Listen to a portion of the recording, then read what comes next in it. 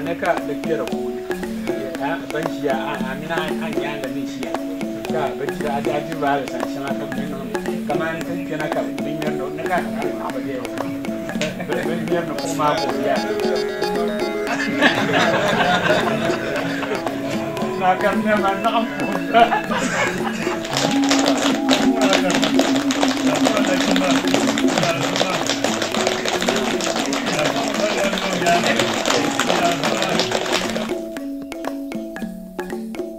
I show pictures of people quite a bit because I find there are still lingering stereotypes of what the third world is about, and part of my job is to dispel those stereotypes. So I ask people, do these folks look like they're starving? No. Do they look unhappy? Do they look repressed? Are they badly dressed? Are they the vision of the third world that is projected to us by the media? I didn't see anybody hungry. I didn't see anybody emaciated or looking like the pictures you see of folks starving. I didn't see anybody violent. In all my time there, I never saw a poisonous snake or an elephant or a bare breast or any of those stereotypes one has of Africans. Very hospitable, civilized, lovely people, most of them.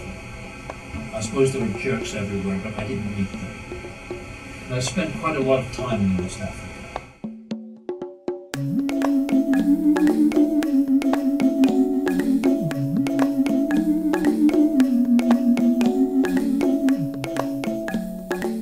All over the world, people are just people. And until we drag them into the cash economy and force them to go to work to do things they don't want to do, and be in factories to make cheap clothes for us or whatever it is, they're very happy in general. It's a subjective observation, but I've spent a lot of time with a lot of people. I think that's the generalization I can make. We tend to think it's them and us, but then we get looking at who us is, and I realize that our own ancestors not very long ago were actually behaving the same sorts of ways.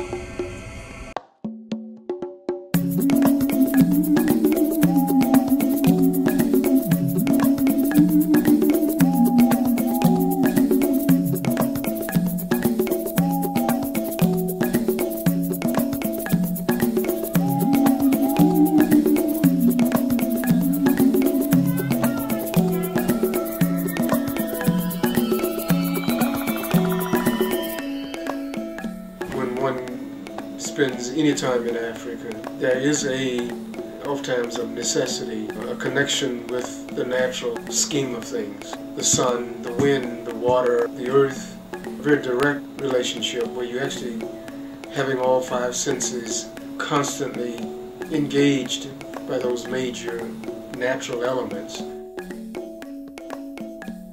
The beauty, the most fundamental beauty of earthbound and earth-centered building is the fact that it's easy, it's capable of being modified. So as we keep growing and keep asking questions and keep hopefully becoming slightly wiser about something beyond our grasp, we decide to shift our physical resources, including our buildings, in a certain way. We want to do something to them to reflect this new awareness. The earth and building allows one to do that relatively easy and in a way that doesn't compromise the open-ended integrity, really, of what that design is. It's sensuous to the hand, all that. It's gravy. I think the cake is, you know, even as you're doing it, that when it hardens and dries and it's polished and impregnated with the proper finishing coats, that it isn't finished. And you aren't upset. You know it's capable of being further enriched. And it's just a good feeling.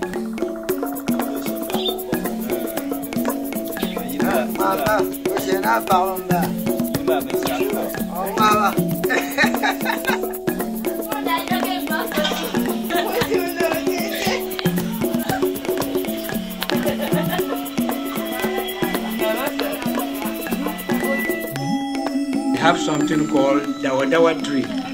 that dawa leaves, we soak it in water. And you see this gravel. After pounding this, you use the water, watering it, you will see that it becomes brown and strong like cement. So locally, if we don't get cement, that's what we do. And so cement is a new technology, but this is formerly what we used to do. Up till now, some of us are still used in it.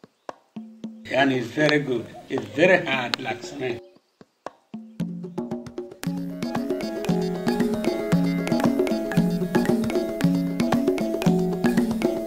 Do you have to change the roof every few years?